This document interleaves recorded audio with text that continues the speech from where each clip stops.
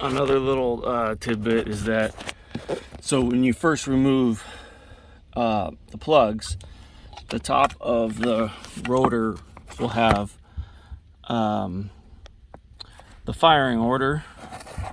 So you got cylinder 1 here, cylinder 2 here. So what I did is I just mark on the plugs, you know, like 6. So when I put in the actually that's a that's a 6. Oh yeah, it goes like this. So when I go to put it back, I just put 6 with 6, 4 with 4, 2 with 2. It just makes it a little easier. And then this C means ignition coil, so that's the coil, which is right back there. Yep. Also, when you are just about to remove the distributor, is you want to look back here and then look at where the hole for the distributor is going to be. And if you see a bunch of junk there, fucking leaves or anything, you want to use compressed air to spray it out so that when you lift it up, shit doesn't fall back down in the hole. Vacuum it out, just clean it. It's the easiest way to prevent.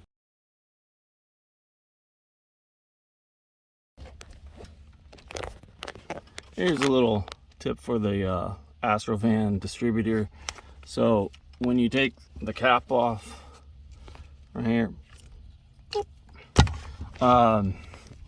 when you change out this distributor, there's one bolt that holds it in down here, and you got this little plug. Your distributor is going to turn counterclockwise when you remove it. So what you want to do is mark where this tip is against, you know, the intake or the wall or wherever, and then as you pull it out, it's going to rotate counterclockwise. And then when it stops, you want to make another mark. That way when you put it in, you can just line up with that second mark, and then it would rotate clockwise to the point right there. So I'll show you what you need to do. I only have a black like Sharpie, but luckily mine is just lined up with this bolt, so I don't really have to do too much. So right there, and I'll take the lower bolt off and I'll show you the next thing.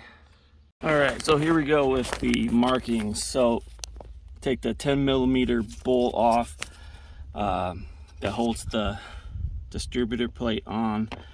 You know, just use a wrench because you don't have a whole lot of space.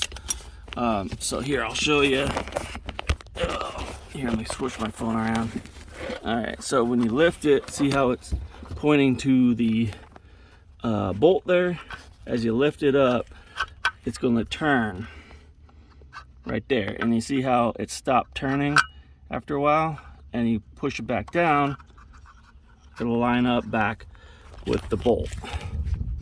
So when you lift it up, when it stops turning, you make a mark on the wall right there, so that when you put it back, it's a reverse procedure. You set it back down and it lines up for the timing.